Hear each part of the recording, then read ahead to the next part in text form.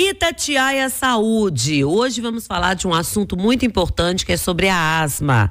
A asma é aí reconhecida como tamanha importância, né, no tratamento, porque, Cirantão, de acordo com a Organização Mundial da Saúde, cerca de 339 milhões de pessoas sofrem com a asma em todo o mundo. Para falar sobre esse assunto, aliás, sexta-feira é o Dia Nacional de Combate à Asma, nós vamos conversar agora com a médica do grupo Oncoclínicas, a doutora Akisa Penido. Bom dia, tudo bem? Bom dia, tudo bem e vocês? Obrigada pelo convite, tá? A doutora Akisa, que é médica pneumologista pediátrica, não é isso, doutora? Isso, exatamente. O que é a asma? Então, a asma é uma doença, ela é uma doença heterogênea, tá? Mas ela fala mais a favor de uma doença crônica de vias aéreas, que acaba tendo uma inflamação exacerbada de uma forma descontrolada. Então, a gente chama de hiperresponsividade brônquica, que acaba acometendo os pulmões e tem vários gatilhos que podem ocasionar essa hiperresponsividade, né?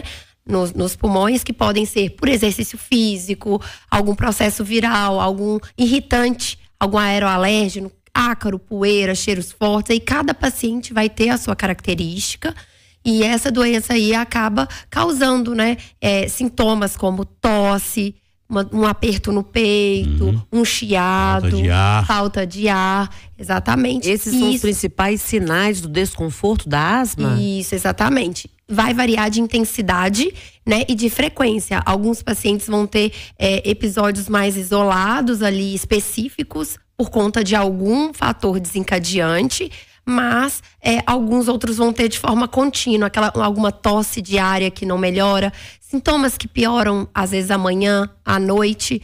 Então, na consulta, né, obviamente a gente vai tendo toda essa característica e aí a gente consegue chegar às vezes num diagnóstico aí certinho de asma. Eu convivi desde pequeno com a asma, né, porque minha mãe tinha asma, né, e naquela época não tinha hoje a bombinha, não tinha nada disso, né, e a asma sempre foi uma doença que a medicina ainda não chegou na cura dela, né? Felizmente, né?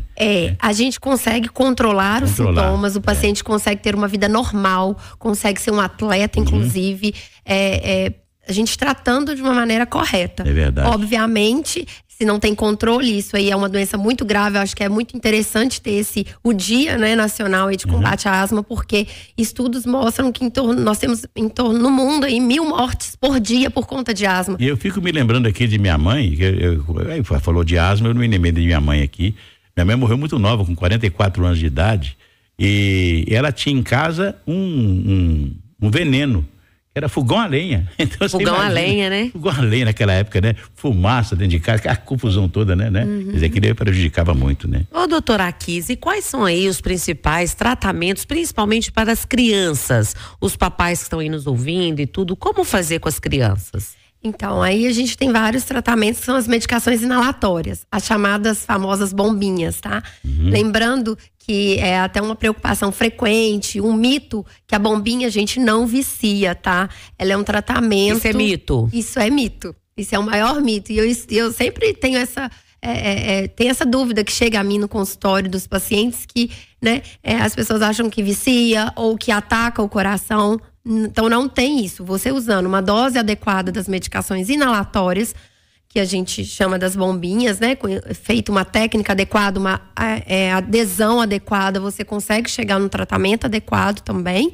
E realmente esse é o tratamento carro-chefe. Nós temos outros tratamentos, mas lembrando que o tratamento medicamentoso, ele é ali muito importante, mas a gente tem que lembrar dos não medicamentosos, que é a importância do controle ambiental, tá? Em relação à melhora de poeira, ácaro e também falando aí a favor do benefício que a atividade física traz no controle da doença. O nosso YouTube está bombando e o nosso ouvinte internauta, Geraldo, pergunta: doutora, mito ou verdade?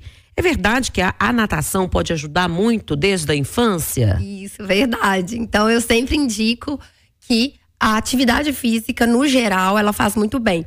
Quando me pergunta em específico da natação, é porque a natação ela consegue realmente trabalhar melhor com o pulmão, trazer um condicionamento melhor para esse pulmão e umidificar as vias aéreas. Então, às vezes, nesse tempo mais seco, que a gente está fazendo atividade física em ar, né, no ar livre, então, às vezes, a via aérea fica muito seca e isso pode causar uma exacerbação. Então, a natação, ela umidifica. Então, realmente, ele faz muito bem. Mas tem que ser atividade que o paciente goste, que ele consegue manter, né, aí ao longo da vida. Constância. Né? Uma constância, exatamente. É verdade. Com a criança é melhor ainda, porque a criança tem disposição para brincar, para fazer tudo isso, né? Todas essas atividades, né? Isso. E eu falo que a natação é muito bom, que além da criança saber nadar, né, gente? Que a gente sabe que tem muitos acidentes aí com afogamentos. É verdade. E a criança então aprende a nadar, favorece na atividade física para a saúde em geral e aí tem um controle da asma aí. A Camille pergunta: doutora, a minha filha, 5 anos, faz uso de bombinha. Fico extremamente preocupada com a questão do coração, a aceleração dos batimentos cardíacos. Não é prejudicial? É o que eu tinha falado, né? Então, isso é mito.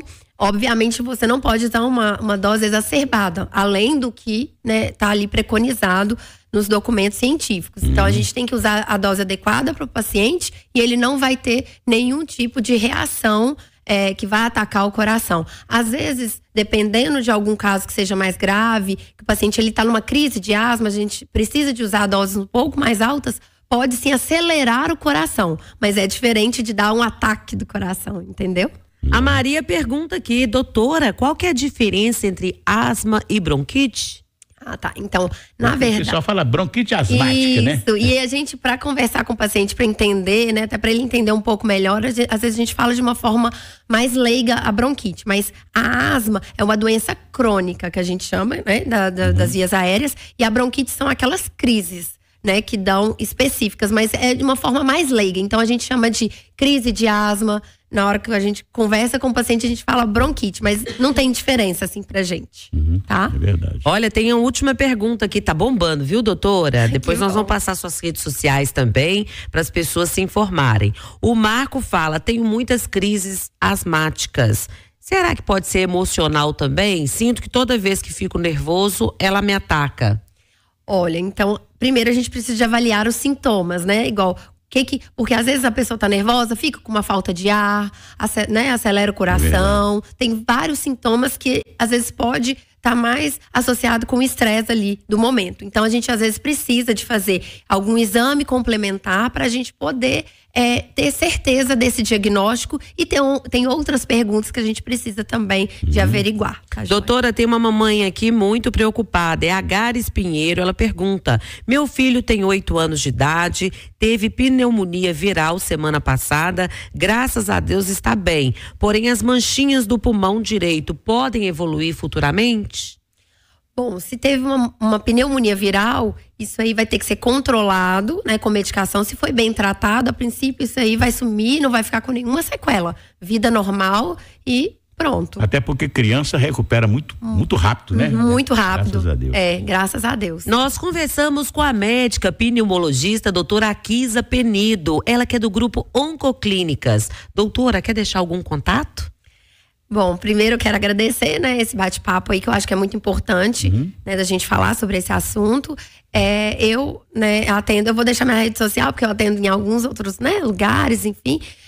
Akisa, @Akisa Penido. Doutora Akisa Penido. Akisa é escrito com A-K-I-S-A, né, porque o nome é um pouco diferente. Doutora Akisa Penido, e com S, né, e K. E quem quiser, né, tiver precisando de uma consulta, pode entrar em contato lá que a gente arruma uma vaguinha aí no consultório, porque essa época realmente o consultório tá bombando. É difícil, verdade. Pode ser.